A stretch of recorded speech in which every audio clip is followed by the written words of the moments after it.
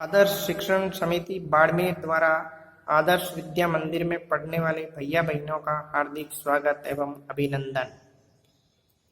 आज के इस वीडियो में विषय विज्ञान कक्षा 8 अध्याय 2 सूक्ष्म जीव मित्र एवं शत्रु भाग 1 का अध्ययन करेंगे। आपने अपने आसपास के स्थानों पर पौधों और जंतुओं सहित अनेक सजीव देखे होंगे, परंतु कुछ जीव ऐसे भी हैं जिन्हें हम बिना यंत्र की सहायता से केवल नग्न आंखों से नहीं देख सकते। इन्हें सूक्ष्म जीव कहते हैं। उदाहरण के लिए आपने देखा होगा कि वर्षा ऋतु में नम ब्रेड रोटी सड़ने लगती है तथा इनकी सतह सफ़ेद काले धब्बों से ढक जाती है। इन काले धब्बों को उत्तल लेंस की सहायता से देखने पर आपको काले रंग की गोल सूक्ष्म संरचनाएं दिखाई देगी। ये संरचनाएं क्या है इसका भी अपन अगली स्लाइड में जिक्र करेंगे। ऐसी संरचनाएं देखने के लिए एक यंत्र की आवश्यकता पड़ती है। उसे सरल सूक्ष्मदर्शी या संयुक्त सूक्ष्मदर्शी कहते हैं। अब ये एक यंत्र आपको स्क्रीन पर दिखाई दे रहा है। इस यंत्र की सहायता से सूक्ष्म जीवों को देख सकते हैं, अन्यथा नहीं दिखाई देता है। तो इस प्रकार के सूक्ष्म जीवों को देखने में जो यंत्र काम में लेते हैं उसको सूक्ष्मदर्शी कहते हैं।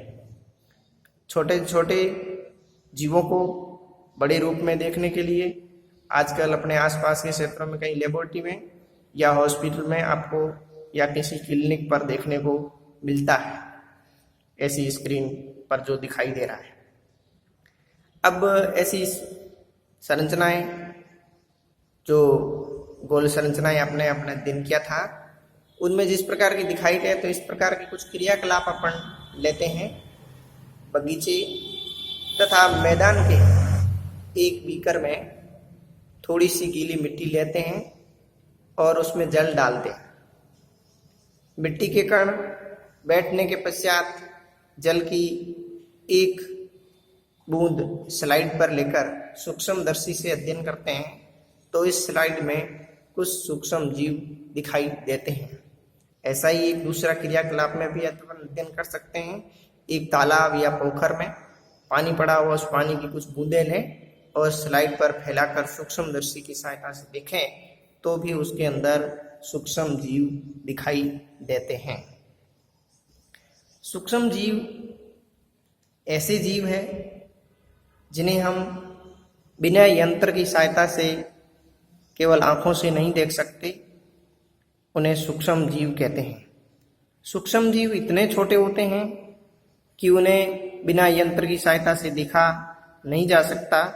इनमें कुछ ऐसे कि ब्रेड पर उगने वाले कवक को लेंस की सहायता से देखा जा सकता है, जबकि सूक्ष्मदर्शी के बिना नहीं देखा जा सकता। यही कारण है कि इतने छोटे हैं, इन्हें सूक्ष्म जीव कहते हैं। ये सूक्ष्म जीव मिट्टी, पानी में अनेक छोटे छोटे सूक्ष्म जीव उपस्थित होते हैं या मिट्टी और पानी में अपन देख सकते हैं अध्ययन करने पर। सूक्ष्म जीवों को मुख्य रूप से 4 भागों में बांटा गया है, जो वर्ग निम्न है: जीवाणु, कवक, प्रोटोजोआ, शैवाल। विषाणु, वायरस भी सूक्ष्म होते हैं, परंतु ये सूक्ष्म जीवों से भिन्न होते हैं। ये केवल परपोषी में ही गुणन कर सकते हैं, अर्थात जीवाणु पौधे जंतुओं में गुणन करते हैं। विषाणु सजीव और निर्जीव की योजक कड़ी है। सजीव में रहकर सजीव बन जाते हैं, निर्जीव पर निर्जीव बने रहते हैं। जब आपने अपने पर्यावरण में, अब वर्तमान स्थिति में पूरे विश्व में एक कोरोना वायरस का कहर चल रहा है, तो ये भी एक सूक्ष्म जीव की तरह है, लेकिन ये केवल परिपोषी में ही गुणन कर सकते हैं। जैसे ये वायरस मनुष्य में गुणन करता है तो मनुष्य के शरीर में गुणन कर सकता है, लेकिन सतह पर नहीं करता। सतह पर केवल रह सकता है, निर्जीव में अवस्था में रहता है, और जीव के शरीर में पहुंचकर ये सजीव बन जाता है। इस प्रकार के जीव सूक्ष्म जीव है। जिस तरह से विषाणु के चित्र आपने टीवी पर या कहीं अखबार पर फोटो देखे होंगे कोरोना के, लेकिन इसी तरह ये भी वायरस की चित्र न है। सामान्य रोग जैसे जुकाम, इन्फ्लुएंजा, फ्लू, अधिकतर खांसी विषाणु द्वारा होती है। कुछ विशेष रोग जैसे पीलिया, खसरा भी विषाणु द्वारा ही होते हैं। मलेरिया प्रोटोजोआ वर्ग का रोग है। टाइफाइड, क्षय रोग जीवाणु जनित रोग है। कुछ जीवाणुओं के चित्र स्क्रीन पर दिखाई दे रहे हैं। छड़नुमा जीवाणु, स्पाइल नुमा जीवाणु, और कुछ विब्रियो और जो कौमे की तरह होते हैं। इस प्रकार के चित्र अपनी पुस्तक के अनुसार जो जीवाणु के कुछ चित्र स्क्रीन पर दिखाई दे रहे हैं।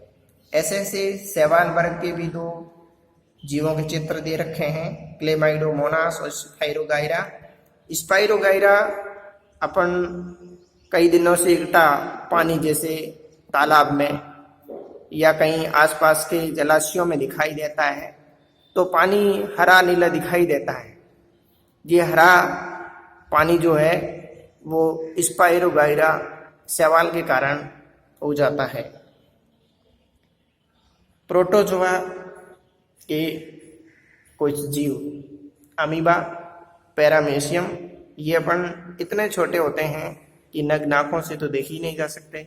चित्र रूप में भले ही बड़े दिखाई दे रहे हैं, लेकिन ये सूक्ष्म जीव है।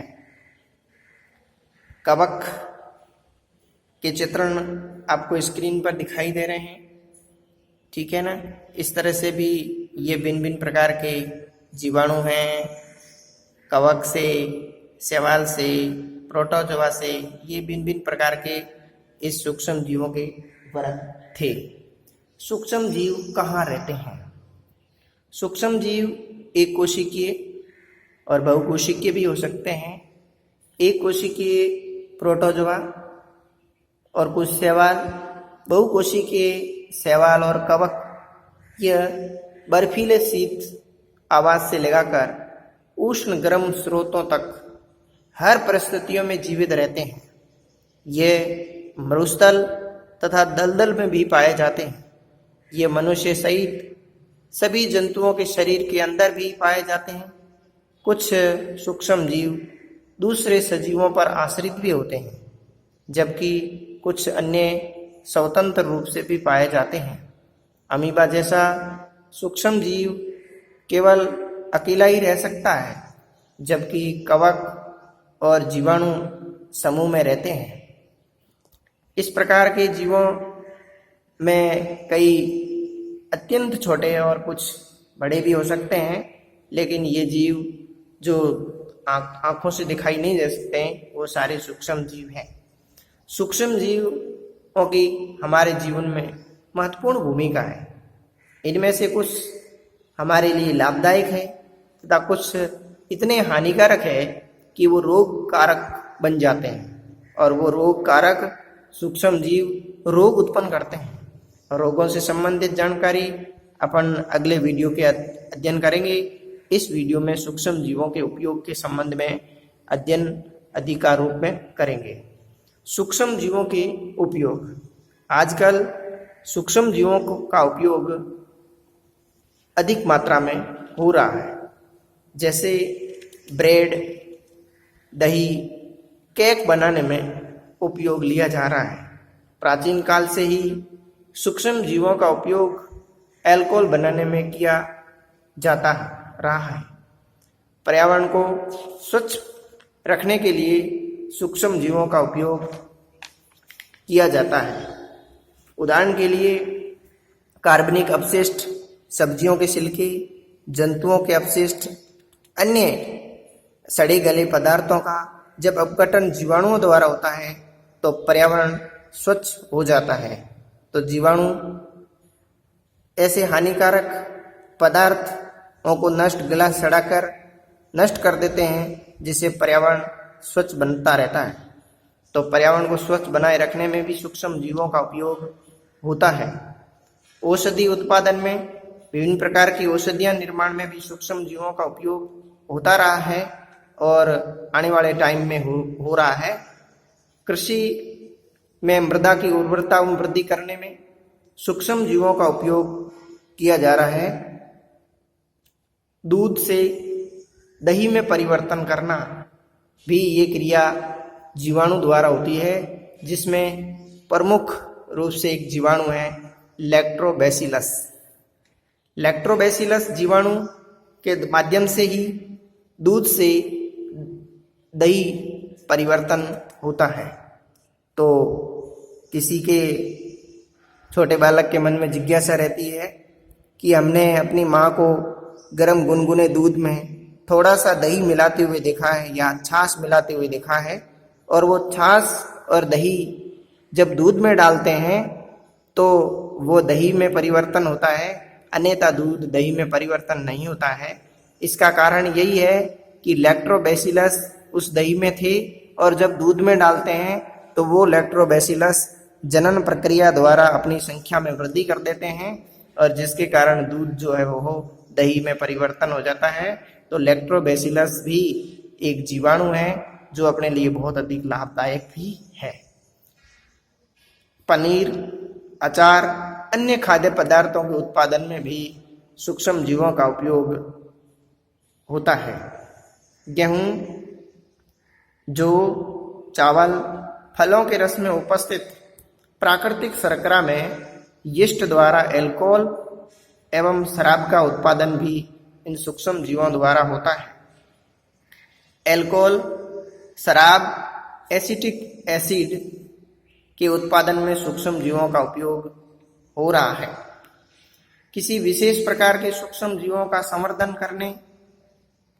करके प्रतिजैविक का उत्पादन किया जाता है, जिससे अनेक रोगों की चिकित्सा क्षेत्र में उपयोग लिया जाता है इलाज के रूप में।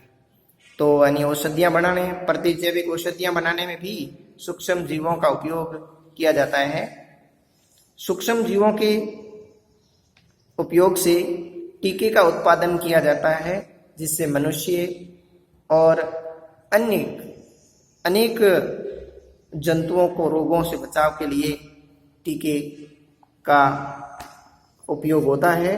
तो टीके निर्माण में भी सूक्ष्म जीवों का उपयोग हो रहा है। आज वर्तमान स्थिति में कोरोना संक्रमण में भी टीके की खोज अंधाधुंध बढ़ रही है, और जब इस सूक्ष्म जीव के ऊपर टीका का निर्माण हो जाएगा तो इसकी महामारी भी खत्म हो जाएगी। यानी तो एडवर्ड जेनर ने सेचक के लिए भी 1798 में सेचक के टीके की खोज की थी। लुई पाचर ने किडवन की खोज करके, इसी तरह अलेक्जेंडर फ्लेमिंग ने जीवाणुओं को रोगों से बचाने हेतु पेनिसिलिन की औषधि जो बनाई थी वो कवक से ही थी। वो कवक एक सूक्ष्म जीव है। तो आज वर्तमान में सूक्ष्म जीवों के बहुत अधिक उपयोग है, और ये सूक्ष्म जीव अपने जीवन में अपने लिए लाभदायक है। आज के इस वीडियो में इस अध्याय से संबंधित कुछ गृह कार्य दे रहे हैं। सूक्ष्म जीवों को कितने वर्गों में बांटा गया है, नाम लिखिए। दही में पाए जाने वाले जीवाणु का नाम लिखिए। सूक्ष्म जीवों के कोई 4 उपयोग लिखिए। सूक्ष्म जीवों के 4 उपयोग लिखिए। क्लेमाइडोमोनास शैवाल का चित्र बनाइए। आज के इस वीडियो से संबंधित आपने जो अध्ययन किया है, इससे संबंधित ये गृह कार्य आप लिखित अभ्यास पुस्तिका में करिए, और वीडियो को पुनः देखकर आप ध्यान से समझना। धन्यवाद। आज की वीडियो में इतना ही।